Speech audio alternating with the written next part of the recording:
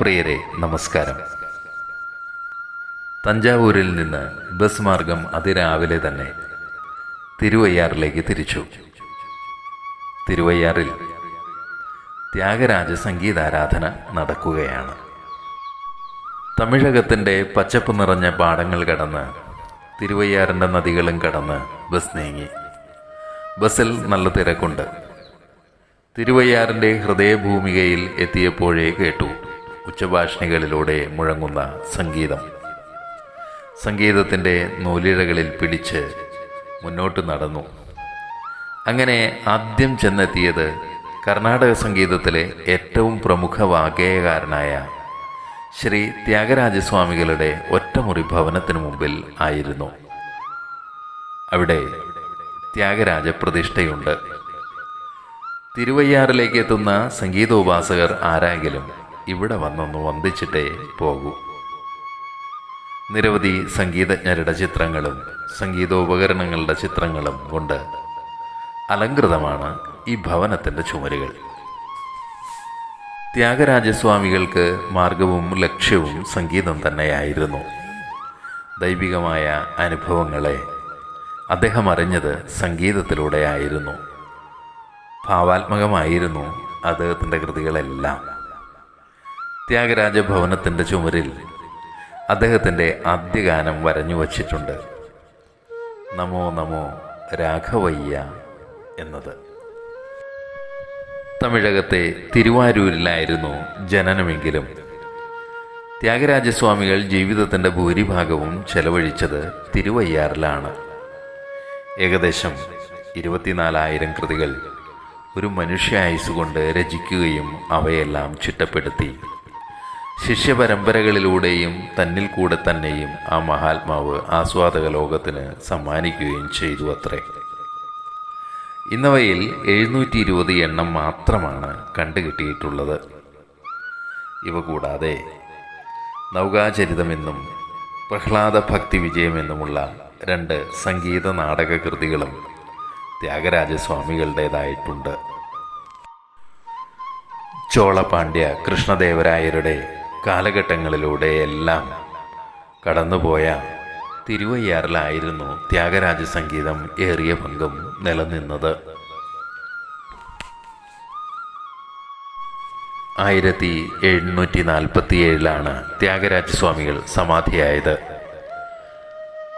ചന്ദ്രമാസമായ പുഷ്യയിൽ പൗർണമി കഴിഞ്ഞ് ബഹുള പഞ്ചമിയിൽ.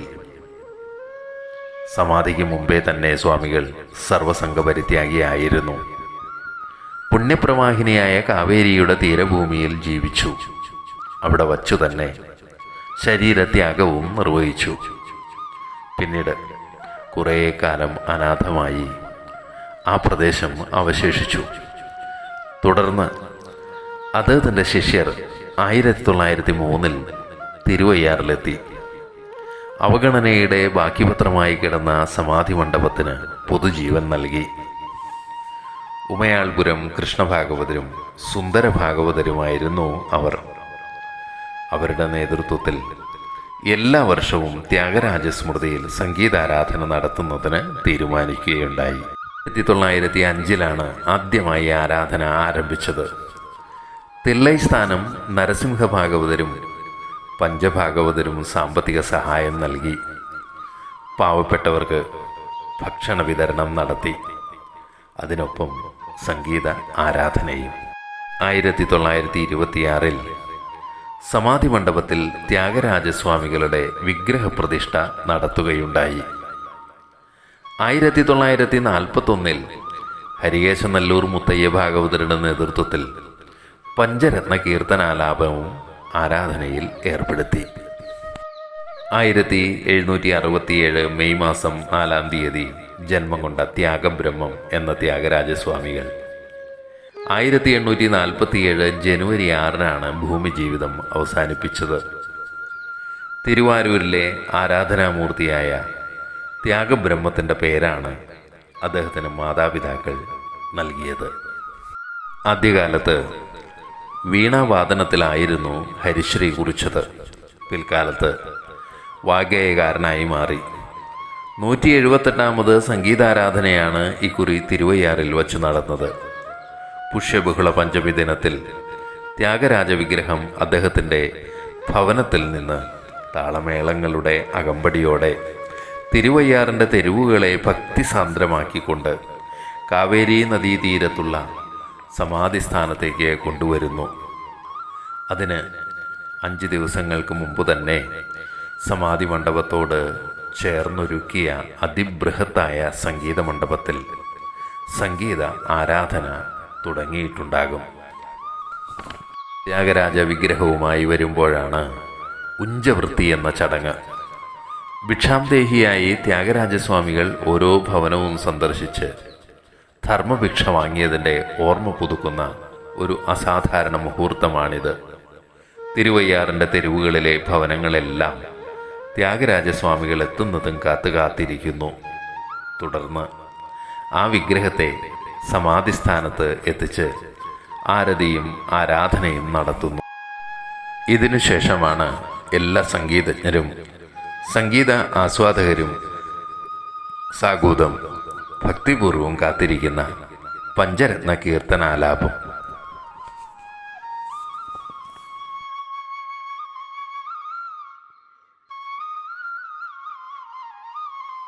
തഞ്ചാവൂരിൽ നിന്ന് എല്ലാ വഴികളും തിരുവയ്യാറിലേക്കാണ്. പുണ്യപ്രവാഹിനിയായ കാവേരി നദിയുടെ തീരത്തെ ത്യാഗരാജ രംഗഭൂമിയിലേക്ക് 178ാമത് ത്യാഗബ്രഹ്മ സംഗീതാരാധനയ്ക്ക് തിരിതെളിഞ്ഞിട്ട് ഏതാനും ദിവസങ്ങളായി.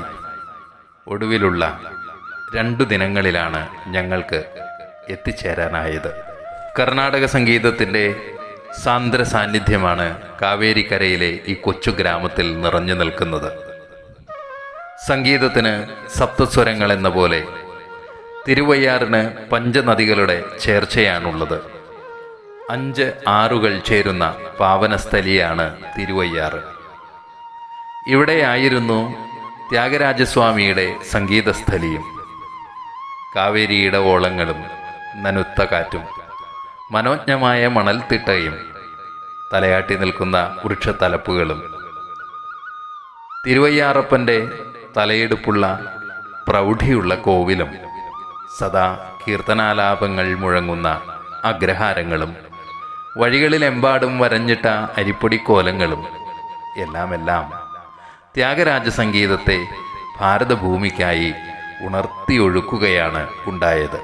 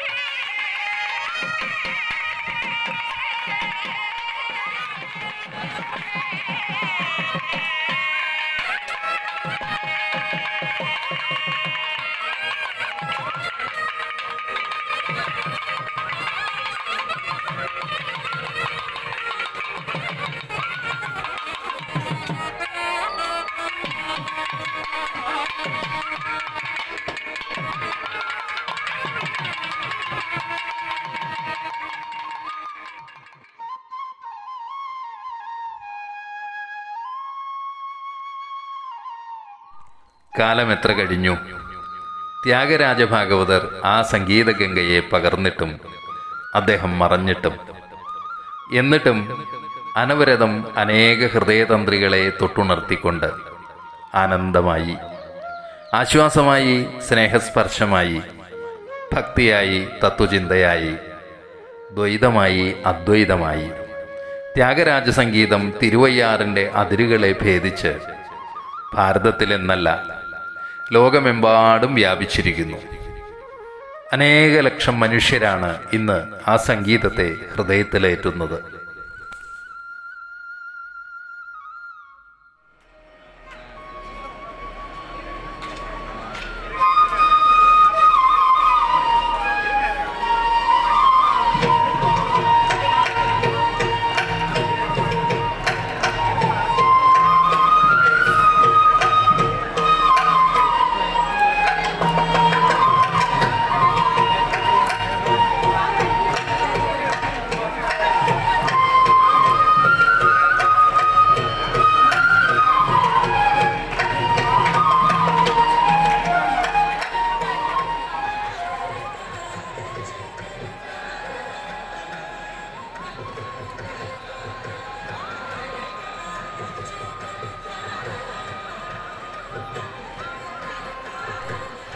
പതിനെട്ടാം നൂറ്റാണ്ടിൽ ഇവിടെ ഈ കൊച്ചു ഗ്രാമത്തിൽ പുലർന്നിരുന്ന ത്യാഗരാജസ്വാമികളുടെ സംഗീതം കർണാടക സംഗീതത്തിൻ്റെ നിത്യയൗവനമാണ്. എല്ലാ വർഷവും തിരുവയ്യാറിൽ മഹാനായ ഈ സംഗീതജ്ഞൻ്റെ സമൃദ്ധ സ്മൃതിയിൽ ഇവിടെ സംഗീതാരാധന നടക്കാറുണ്ട്. പുഷ്യബഹുള പഞ്ചമിയിലാണ് സംഗീത സമർപ്പണം. അന്നാണ് ത്യാഗരാജൻ സമാധിസ്ഥനായത്. ദിവസങ്ങൾക്ക് മുമ്പേ തന്നെ സംഗീതോത്സവത്തിന് തുടക്കം കുറിക്കും. ആയിരക്കണക്കിന് സംഗീതജ്ഞരും ആരാധകരും തിരുവയ്യാറിലേക്ക് ഒഴുകിയെത്തും. സമാധി ദിനത്തിലാണ് പ്രസിദ്ധമായ പഞ്ചരത്ന കൃതികളുടെ ആലാപനം.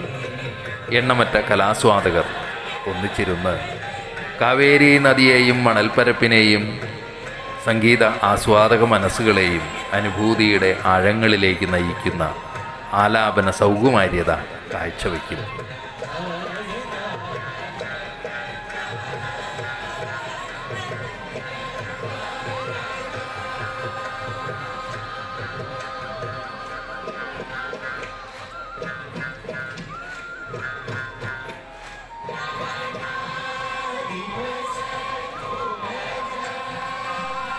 ത്യാഗരാജസ്വാമികൾ നിരവധി കീർത്തനങ്ങളാണ് രചിച്ചിട്ടുള്ളത്. 5 കൃതികളിലായി രചിക്കപ്പെട്ട കീർത്തനങ്ങളെയാണ് പഞ്ചരത്നകൃതികൾ എന്ന് വിശേഷിപ്പിക്കുന്നത്. ഇവയിൽ തന്നെ ഏറ്റവും വിശിഷ്ടമായി കണക്കാക്കപ്പെട്ടു വരുന്ന 5 കൃതികളുണ്ട്. ഘനരാഗ പഞ്ചരത്ന കീർത്തനങ്ങൾ അഥവാ പഞ്ചരത്നകൃതികൾ എന്നാണ് ഇവ അറിയപ്പെടുന്നത്. ജഗദാനന്ദകാരക ദുടുഗുഗല നന്നേ സാധിംജനെ ഓ മനസ കനകന രുചിര കനകവസന എന്തരോ മഹാനുഭാവലു എന്നിവയാണ് ത്യാഗരാജ പഞ്ചരത്നകൃതികൾ. ഈ കൃതികളുടെ ആലാപനമാണ് സംഗീതജ്ഞരും വിദ്യാർത്ഥികളും ഉപാസകരും എല്ലാവരും ഒരുമിച്ചിരുന്ന് ആലപിക്കുന്നത്. വായ്പാട്ടുകാർ മാത്രമല്ല, ഉപകരണ സംഗീതജ്ഞരും അനേകം എത്തിച്ചേരുന്നു. അന്തരീക്ഷത്തിലെമ്പാടും ഭാവരാഗ താളങ്ങളുടെ സമന്വയ അനുഭൂതി തരംഗങ്ങളാണ്. സംഗീതത്തെ പ്രേമിക്കുന്ന ഏതൊരാളും ജനുവരി മാസത്തിലെ പുഷ്യബഹുള പഞ്ചമിയിൽ ഒരിക്കലെങ്കിലും തിരുവയ്യാറിൽ എത്തണം.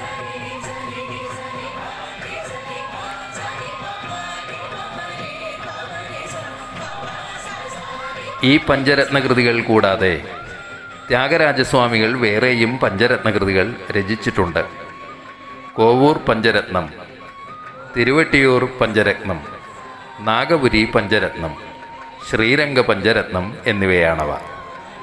എല്ലാം ശ്രുതിമധുരവും ഭക്തിനിർഭരവുമായ രചനകളാണ്.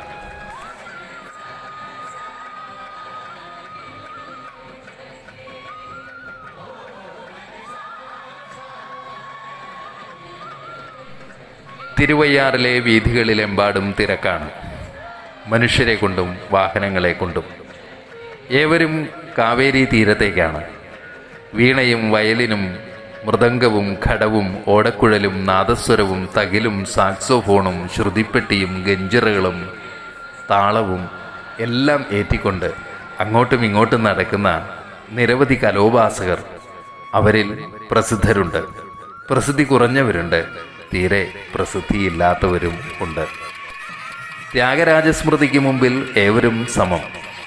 ആ സന്നിധിയിലിരുന്ന് ഒന്ന് മൂളാനെങ്കിലും ആഗ്രഹിക്കാത്തവർ ഉണ്ടാകുമോ? ഇത്രയധികം സംഗീതജ്ഞരെ ഒരുമിച്ച് കാണാൻ കഴിയുന്ന മറ്റൊരിടം ഉണ്ടാകുമോ? അറിയില്ല. ത്യാഗരാജസ്വാമികൾ, മുത്തുസ്വാമി ദീക്ഷിതർ, ശ്യാമശാസ്ത്രികൾ എന്നിവരാണ് കർണാടക സംഗീതത്തിലെ ത്രിമൂർത്തികൾ എന്നറിയപ്പെടുന്നത്. കർണാടക സംഗീതം എന്നറിയപ്പെടുന്ന ദക്ഷിണേന്ത്യൻ സംഗീതത്തിൻ്റെ വളർച്ചയ്ക്കും പ്രചാരണത്തിനും ത്യാഗരാജസ്വാമികൾ നൽകിയ സംഭാവനകൾ അതുല്യവും അമൂല്യവുമാണ്. അദ്ദേഹത്തിൻ്റെ തന്നെ സാന്നിധ്യത്തിൽ കീർത്തനങ്ങൾക്ക് സ്വരങ്ങൾ ചിട്ടപ്പെടുത്തുകയും ശിഷ്യപരമ്പരകൾ സൂക്ഷ്മതയോടെ അഭ്യസനം നടത്തി സാധകം ചെയ്ത് പ്രചരിപ്പിക്കുകയും ചെയ്തതിനാൽ ആ കീർത്തനങ്ങൾ പൂർവ്വരൂപത്തിൽ തന്നെ നമുക്കിന്നും ആസ്വദിക്കാനാകുന്നു. സ്വാമികളുടെ ജീവിതകാലത്താണ് കർണാടക സംഗീതം പൂർണ്ണ വളർച്ച പ്രാപിച്ചതും സ്വന്തം കൃതികളിൽ ത്യാഗരാജ എന്ന മുദ്ര ഉപയോഗിക്കുന്ന കൃതികളെല്ലാം തന്നെ ഒരുപക്ഷെ ലൗകിക സുഖങ്ങളുടെ പരിത്യാഗം, നിസ്സംഗത, ഭഗവത് ശരണാഗതി, ആത്മസാക്ഷാത്കാരം എന്നിവയെ ഉത്ബോധിപ്പിക്കുന്നവയും ആണ്. പഞ്ചരത്ന കീർത്തനാലാപനത്തിന് ശേഷം നടക്കുന്ന ആരതിയോടെയാണ് തിരുവയ്യാറിലെ ത്യാഗരാജാരാധന സമാപിക്കുന്നത്. അരിസിലാറ്, വെണ്ണാറ്, വേട്ടാറ്, കുടമുരുട്ടിയാറ്, കാവേരിയാറ് എന്നീ പഞ്ചനദികളുടെ സംഗമഭൂമിയെയാണ് തിരുവയ്യാറ്. 5 ദിനങ്ങളിലായാണ് ഇവിടെ സംഗീതോത്സവം നടക്കുന്നത്.